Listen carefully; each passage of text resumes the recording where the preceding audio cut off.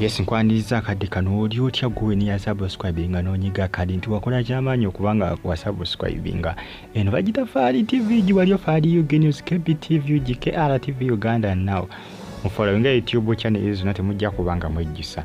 Amawulire mpanago mbane updates zinavali each and every single day. Guvuna ko licha kunsuku na checkinganga ko wano Faali TV UG ojja kubafuna ebyakabi. Asani Makula Suzan Nalongo to be ne Salongo to be Pastor Bugingo yengedde okubanga akikkaatiriza nti essaawa yonna bagenda kuba bafuna Abalongo era nga munnaye Essalongo Pastor Alozias Bugingo Salongo Alozias Bugingo munnange essaawa yakwejaga bwejazi okuba munnange manyi bagamba abalokole bobbo tebakola ki bakwita kuzina Abalongo ngo bo tebabikola omanye ogwo omukolo guba gwakuwemula abalokole bo bagamba tetubikola ebyo abalokole bo tebabikola abalokole tebabya na nnyimbe oba nawulidde bikyamu banga nawulira abagamba abalokole tebabya nnyimbe ale basa Bugingo Abalongo bwana abazaala teri kubazina bakwita kuzina Abalongo ndoze bakiyita muso kumpapula mukko abalokole bo tebazina Abalongo kati awo simanyi Pastor Bugingo anakikola kuba ebisa ebisinga abalokole bano baba bakkaanya kimu babanga bagamba nti bo tebakola gye mikolo gy'Abalongo baba tebagikola ogwo mikolo kuba gyakuwemula era akavidiyo kenagwako ku social media okwo ng'abayayi kibeekola nga bali mu ogwo omukolo ne baava ng'ebigambo bye bamoggola nga bali bamoggola ebigambo Mukama Katonda wange ne SB4 media simanyi bano emikolo baagikola kubanga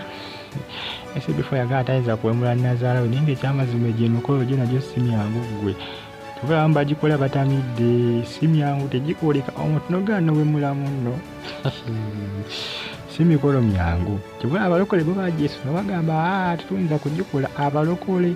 bo bagamba tebagikole gye emikolo gy'okwaba ennyimbe awo gyo gyantabula simanyi bati bagikola guno gondoza oyinza ogamba nti owaayi mulimu okuwemula naye ate okwabya ennyimbe mulimu kizibu ki okwabya ennyimbe kirimu kizibu ki kirimu sitaani ki awo bantabulira abalokole kubanga bo bagamba tebabya nnyimbe bo tebabya nnyimbe abalokole bo bagamba ffe tetwabya nnyimbe baabigaana naye ng'emikolo gy'Abalongo gyo nyinza okukkiriza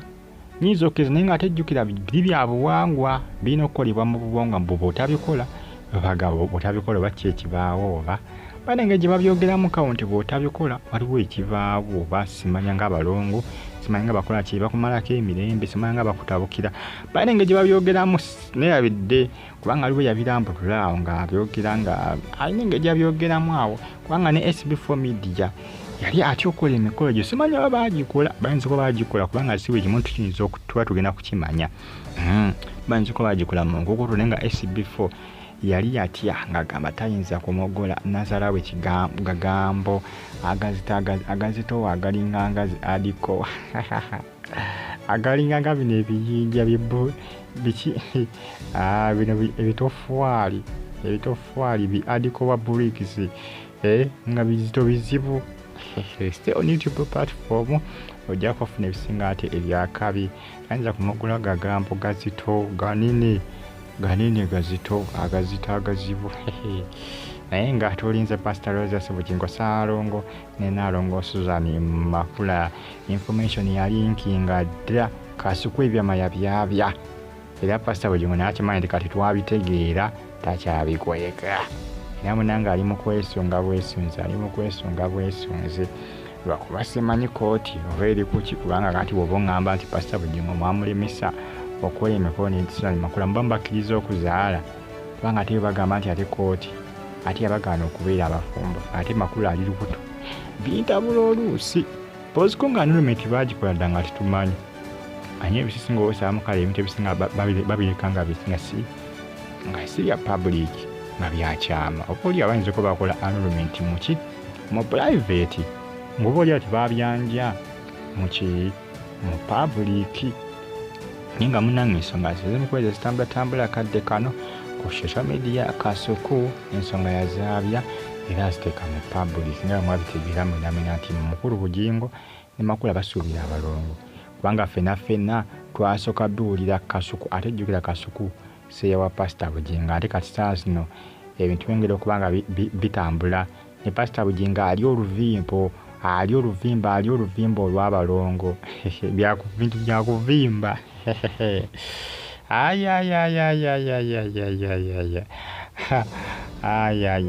mugenda kubanga mugyekumirako n'okubanga mugifolowinga bagita Fad TV Yogi abaliira mu Baghdad America University of Chicago mbebazi ne bagamba nti mwakola kyamaanyi okubanga mwasubscribinga ne munyiga kade comment section eri wansi sounds omulengera Nalongo Makula Suzan basubira Abalongo 225 Pastor Bugingo yandye mutambuli obulungi okwawukana ku 224 yabadde mukambwe gyali yabadde mukambwe lwako ebintu bya Pentagon ebyo sinababitegeera bulungi bakaba engineer bazzi ate simanyanga ati bagenda kulindamuko si byakaakati sibitegeera bulungi kubanga mawuli gena simbe okubanga nfuna bati balaga nti ba engineer bazzi batuuse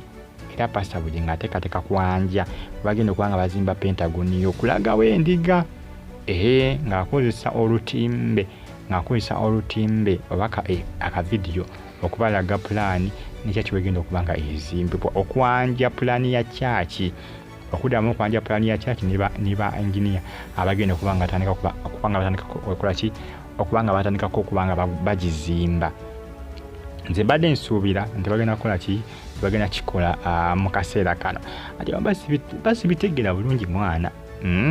byo birina ebyokutegeera kubanga nali nsuubira mwezi guno gwa February ndowooza nga gutandika Pastor Bugingo okwanja kubanga gwe yali asuubizza okubanga akola ki akulyamu bintu bino kati awo simanyi kubanga ba engineer nayo ati bakoze ki babikanga bagenda okubanga munnange bayimirizaamuko omulimu kati awo simanyi bambi batuusaako byonna ongera okubanga mugifollowinga Fad TV egimbe bulungi liking, commenting, subscribing on your kade mwera